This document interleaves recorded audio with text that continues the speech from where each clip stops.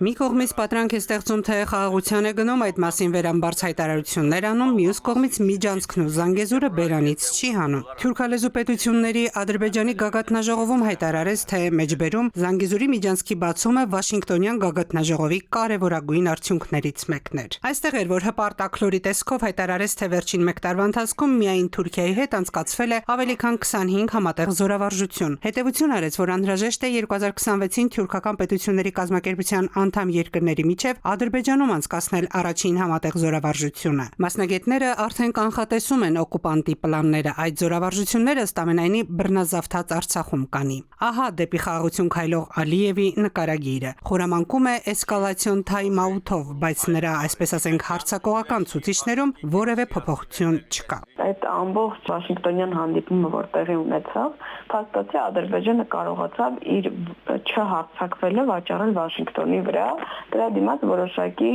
արտաքին քաղաքական, նաև երկկողմ հարաբերություններում դիվիդենդներ շահելով, բայց այնտեղ հարց կար, առհասարակ ինչից էր գալիս հարձակման վտանգը, որոնք էին այն ցուցիչները, որոնք խոսում էին նրա մասին, որ կա Սյունիքի նկատմամբ ագրեսիայի ռիսկեր։ Դրանք մի քանիսն էին՝ ադրբեջանական հռետորաբանություն, զորավարժություններ, գնվող զենքեր, նույն ժամանակ թիրախավորում, Սյունիքի հետ կապված կեղծ խոսույցների, պատմական կեղծարարության ակտիվ շրջանառություն, որ պատանդարվածների ու գերիների հարցը լուծված չէ եւ որ հայ-ադրբեջանական հարաբերություններում չլուծված էլի հարցեր կան, հենց երեք հայտարարեց արտգործնախարար Միրզոյանը։ Այստեղ մենք անպայմանորեն պետք է նշենք ուրեմն Բաքվում պահվող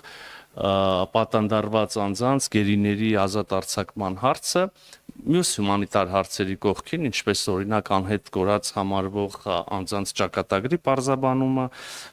եւ այլն, կան բազմաթիվ այլ հարցեր։ Այլ ինչ չլուծված հարցեր կան, որ ակնարկում էր Միրզոյանը։ Ամենակարևոր խնդիրները, որոնք պետք է ցուցիչ հանդիսեն այն դեպի խաղաղության հնարավոր գործընթացների հետ կապված, Հայաստանի Հանրապետության տարածքների օկուպացիայի թեման, Հայաստանի նկատմամբ զավթողական ծրագրերի առաջքաշման թեման պետական մակարդակով, հայատյացության քարոզի թեման, Ադրբեջանի հետական ռազմականացման թեման, իրականում ոչ մի խնդիր չի լուծվել։ Նրանց մարտավարությունն անթաքույց է, մի մեջլիսական ունեն, որը նաև ներկայանում է այսպես կոչված արևմտյան Ադրբեջան զավթողական համայնքի ներկայացուցիչ։ Նա հենց նախորդին էր թվարկում, թե ինչ պետք է անեն հայերը։ Ուղիղ է հարցնում, ինչ պետք է անեն հայերն ու Հայաստանը, եւ ըստ նրա պատասխանի փաստորեն նախ պետք է ներողություն խնդրենք։ Նրանք պետք է անպայմանորեն ընդունեն Ադրբեջանի բոլոր պայմանները, ներողություն խնդրեն ադրբեջանական պետությունից եւ ժողովրդից, փոխհատուցում վճարեն մարդկանց եւ նրանց գույքին հասցված վնասների համար եւ բարձր մակարդակով ապահովեն փախստականների խաղաղ վերադարձը դեպի իրենց բնորանը՝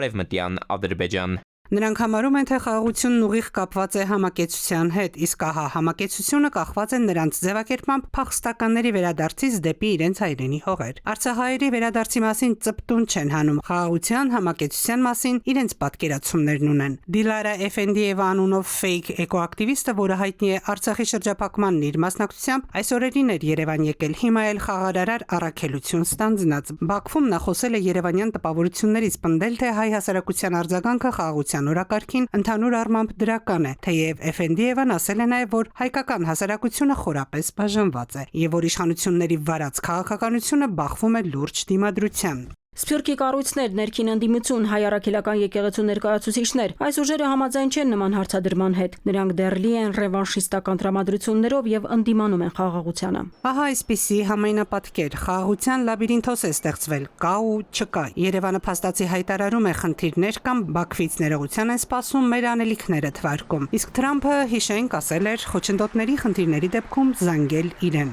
Երբ է Փաշինյանը զանգելու Թրամփին։ Սիրանուշ Մուրադյան, ժամը լրատվական։